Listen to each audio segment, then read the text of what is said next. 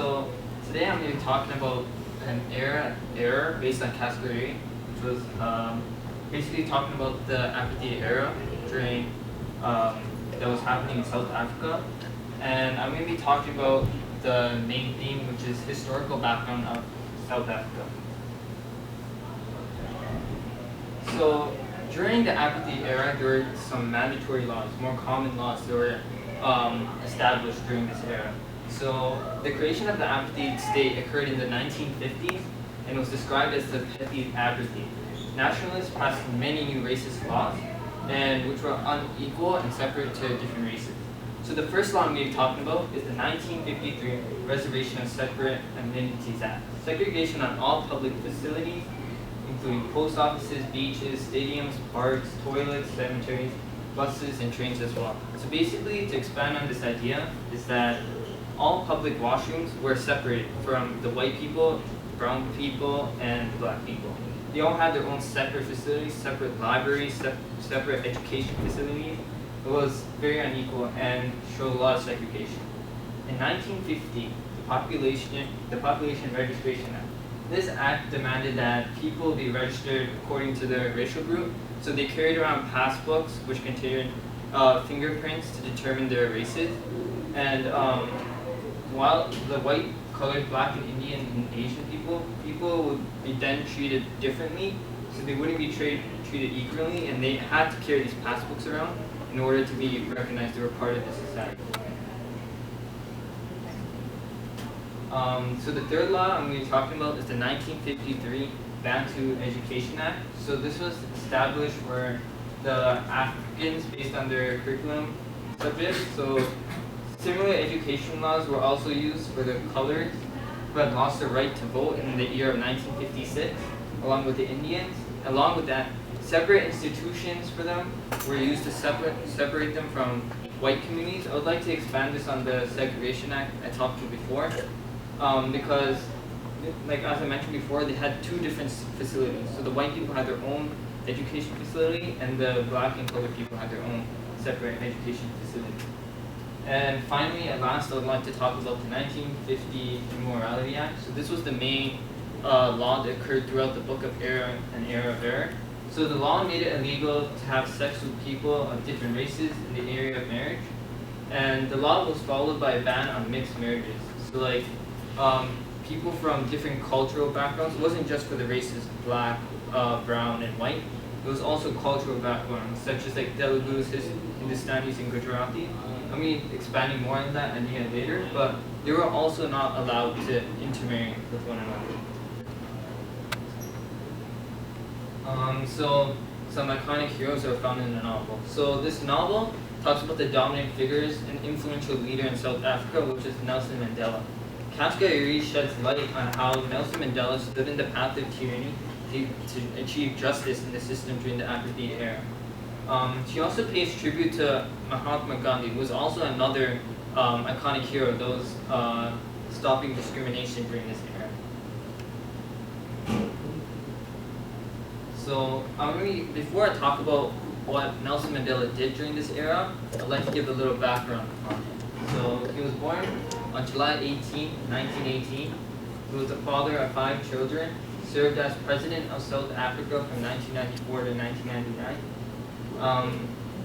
He had many good accomplished awards, but the most common one is the Nobel Peace Prize, which he obtained in the year of 1993. Sadly, he died on December 5th, 2013, but his legacy and freedom will never be forgotten. So, the apartheid hero, Nelson Mandela. So, Mandela was appointed as the national president of the African National Youth Congress League in 1950. In his new position, Mandela continued to fight against racism. He expanded to the larger picture, in which he was trying to work on national liberation. So 2 years later, Mandela came to an idea where he met Mahatma Gandhi, and they started thinking about the Defiance campaign against the apartheid government, where they would fight against the government, but without violence, just words. He began with a group of 10,000 people, and in no time, it expanded to 100,000. For his anti-apartheid movement, Mandela was arrested a couple of times. Despite being banned, he was restricted from public appearance. He declined that idea, and he thought that he should meet the public to express his ideas and views. So on the date of December 5th, 1956, Mandela, along with other African National Congress activists, were arrested on grounds of high treason. But on February 1962, the Pan-African Freedom Movement of the East and Central meeting was held. This tool was beneficial for Nelson Mandela because he was able to express his views and perspectives on the issue. So upon his return to South Africa, Mandela was arrested for illegal exit from South Africa. He was sentenced to 5 years of imprisonment.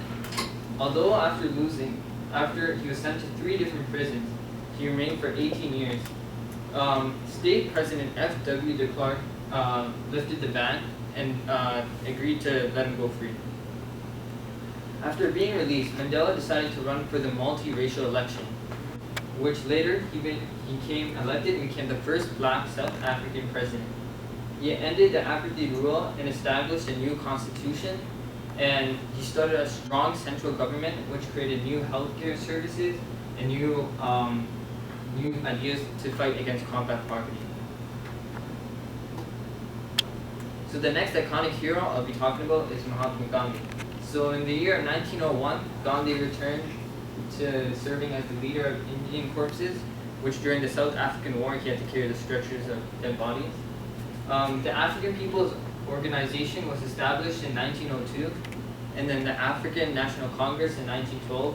Both were witnesses of high influence Gandhi, where he started his own movement, which was called the Satyagraha, which meant no violence, so it was only words. So in 1907, he reached a climax in 1913, where he marched about 5,000 workers to the coal mines of Natal.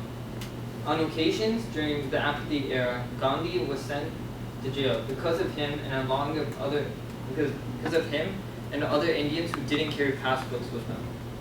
In 1913, a strike in Natal changed the situation. Violent riots started to happen, and many people were killed and injured. But in Durban, after seeing that Gandhi was going through a lot of struggle, many restaurants and public facilities were closed because they thought that if they were never going to let Gandhi go free, they might as well fight without violence in order to achieve their perspectives. So after realizing that there was no chance that the public was going to agree with the government decided to uplift Gandhi's ban and he was free. On his return to India in the year of 1914, July 18, he was already hailed as Mahatma, which actually meant a great soul. He led his country to full independence after 30 years of British rule.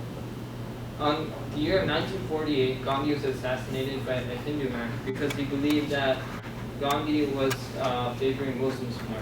This was ironic because Gandhi believed that all different cultures were treated evenly, but then he was faced with death. So the issues with different Indian cultures. So throughout the book of An Era, it's prominent to see that many cultures face difficult situations and have to deal with conflicts. So amongst the Indian community, a different form of religious and social class prejudice emerged. The Indian community was divided into different religious groups, which included Hindus, Muslims, and Christians. The Hindus were further divided into Tamils, Telugus, Hindustanis, and Gujaratis. All Hindus attended temples and prayed to the same deities, which meant gods, but had different cultural and traditional practices. They were divided into separate classes, being the upper class, the middle class, and the lower class. The castes were ranked according to their spiritual purity, the lifestyle, and their occupation. Hindus, Muslims, and Christians were not allowed to intermarry. So as I mentioned before, same rule goes towards the black people, the colored people, and the white people. They all had their own sets of rules, and they weren't allowed according to the traditional beliefs and religion. So I'm going to be talking about Robben Island Prison. This was a very important symbol throughout the book of an era of error, because this is where, for a majority of Nelson Mandela's life, he was in this prison, in the book setting. So in 1812, the first attempt was made to use this island as an asylum for the mentally ill, but it was considered as an outpost. Robben Island had a population of 552. In 1891, this number risen to 702, and in 1904, this number stood at 1,460. In 1961, they started using this as a prison again. So during the apartheid era, many black people, including politicians, were kept in this island. So the most important two iconic people that were in this prison was Nelson Mandela and current President Jacob Zuma. It was nearly impossible to escape from this island because it was literally in the middle of an ocean. So whoever tried to escape from this island would have drowned. So I'd like to shed some light about why I like this novel. So the author provides a glimpse of South Africa's dark past. It talks about the issues of the apartheid system. It talks about how a girl grows up during this regime. It makes us realize of the issues that happened during this era. And also allows us to share the journey that the protagonist is going and make us feel like as if we're in the situation.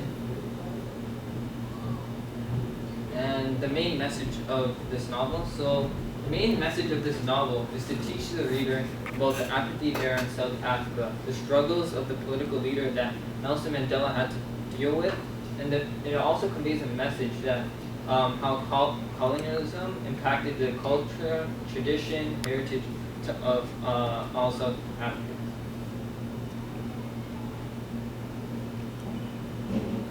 So I was talking about this whole time about the apartheid era, but now I'm going to be talking about the post-apartheid era.